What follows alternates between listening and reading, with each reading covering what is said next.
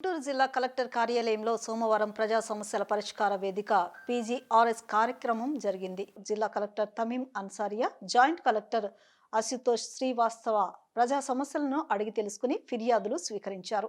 PGRS కు మొత్తం 409 ఫిర్యాదులు అందాయని, అధికారులు నిర్ణీత గడువులోపు వాటిని పరిష్కరించాలని ఆదేశించారు. ఇందులో భాగంగా తుఫాను కారణంగా నష్టపోయిన తమను ఆదుకోవాలని, కౌలు రైతులు మంగళగిరి తెనాలి రహదారి విస్తరణ ఆపాలని చేనేత కార్మికులు ప్రజలు కలెక్టర్కు అర్జీలు సమర్పించిన అనంతరం మీడియాతో మాట్లాడారు. కౌలు రైతులకు పంట రుణాలు ఇవ్వాలి, అన్నదాత సుఖీభావ కౌలు రైతులకు కూడా అన్నదాత సుఖీభావ కౌలు రైతులకు కూడా ఇవ్వాలి, అన్నదాత సుఖీభావ కౌలు రైతులకు కూడా ఇవ్వాలి. యజమాని సంతకంతో నిమిత్తం లేకుండా గుర్తింపు కార్డు ఇవ్వాలి, యజమాని సంతకంతో నిమిత్తం లేకుండా గుర్తింపు కార్డు ఇవ్వాలి. ఇళ్ల మంగళగిరి నియోజకవర్గంలో ఇళ్ల స్థలాలకు అప్లికేషన్ పెట్టిన వారందరికీ రసీదులు ఇవ్వాలి. చాలా ప్రమాదమైనటువంటిది.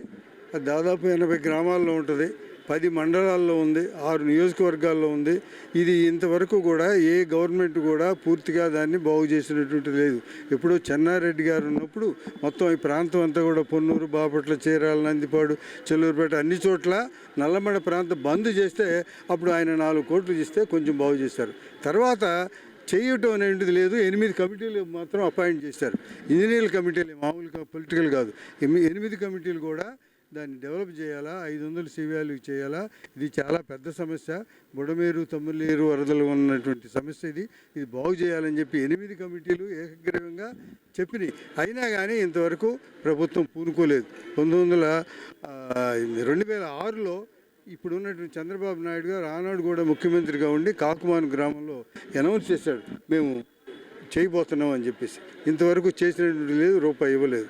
అట్లానే ఇట్లా ఈ విధంగా వరద రావటం, గళ్ళు పట్టడం, ఆ గళ్ళు ఒక 6 నెలలు సంవత్సరం తర్వాత పోవటం, లేకపోతే వరద వచ్చినప్పుడు పులిహార పొట్లాలు ఇవ్వటం, లేకపోతే ఏదైనా మీకు చేస్తామని చెప్పి వాగ్దానాలు ఇచ్చి అందరు మంత్రులకు. మేము కిరణ్ కుమార్ రెడ్డి గారు వచ్చాడు, పడవలో వెళ్ళాడు జిల్లీలమూడి గ్రామానికి.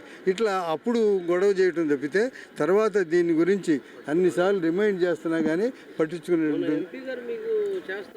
చేయనన్నటువంటి మహానుభావుడు ఎవరు లేరు సార్. ఇంతవరకు నాకు తెలిసి, నేను 20 ఏళ్ళ నుంచి పనిచేస్తున్నా, అంతకుముందు పనిచేసిన వాళ్ళ కాగితాలు, హిస్టరీలు ఉన్నాయి. చెయ్యను అన్నటువంటి మహానుభావుడు ఎవడు లేడు ఇంతవరకు. కనిపెట్టాలి, చెయ్యను అందరూ చేస్తామంటున్నారు.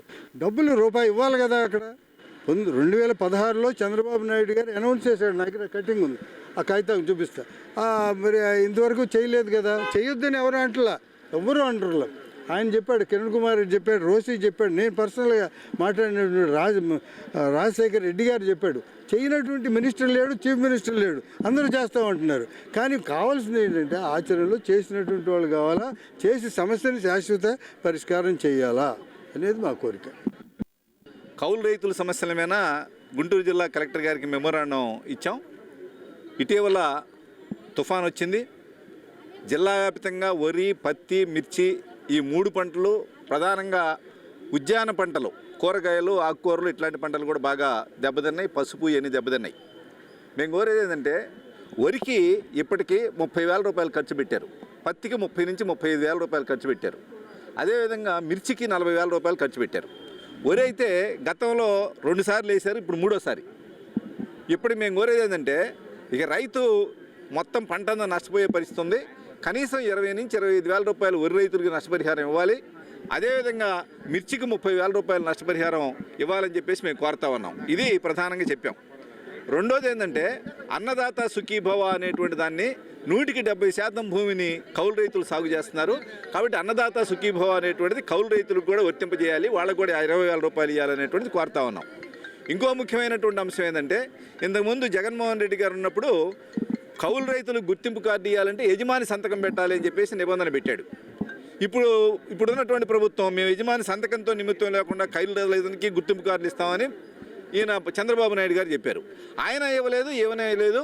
కౌలు రైతులకు గుర్తింపు కార్డులు మాత్రం ఇవ్వట్లేదు, పంట రుణాలు ఇవ్వట్లా. అందుకని కౌలు రైతులకు గుర్తింపు కార్డులు ఇవ్వాలనేటువంటి దాని మీద కూడా మేము కోరాం. ఇంకో ముఖ్యమైనటువంటి అంశం ఏంటంటే, మంగళగిరి తాడేపల్లి కార్పొరేషన్లో, అంటే లోకేష్ గారి నియోజకవర్గంలో ప్రధానమైనటువంటి సమస్య వచ్చింది.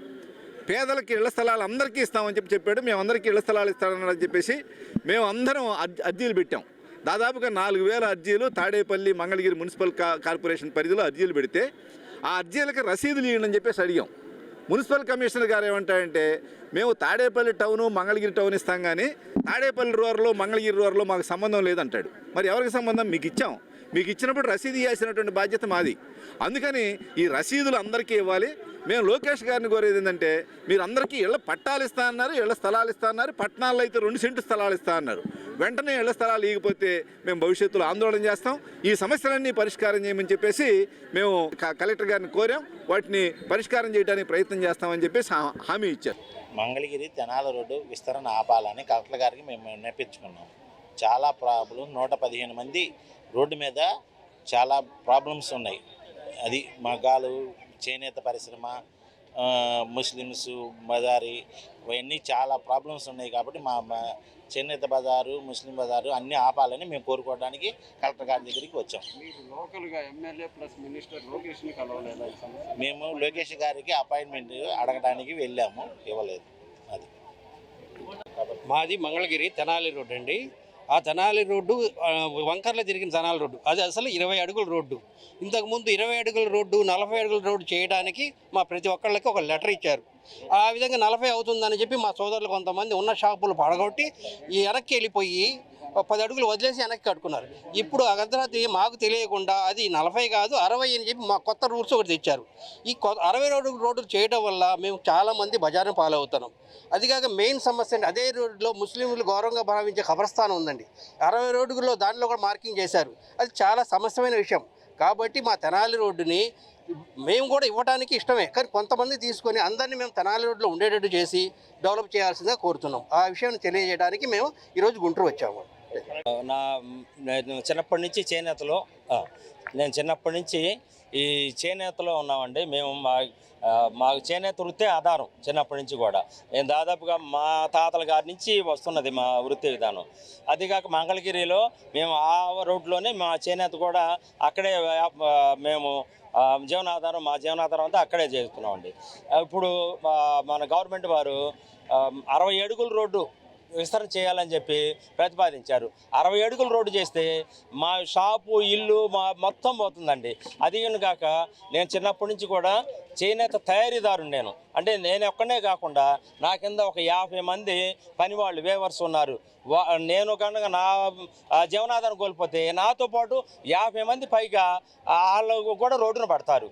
కాబట్టి దయచేసి దీని గురించి మంగళగిరి మున్సిపల్ కమిషనర్ గారికి మెమోరాండం ఇచ్చాము. ఇంతవరకు ఏమీ పట్టించుకున్న ఇది లేదండి. మేము లోకేష్ గారికి కూడా అపాయింట్మెంట్ కోసం ప్రయత్నిస్తే మాకు ఇవ్వట్లేదండి. మరి అందుకని ఇప్పుడు ఈ రోజున మేము ఇక్కడ కలెక్టర్ గారి దగ్గరకు వచ్చి మా బాధలు విన్నవించుకోవడానికి వచ్చామండి. మరి వారన్నా దయచేసి కరుణించి మాకు ఒక మంచి దారి చూపిస్తారనే ఆశతో ఉన్నామండి.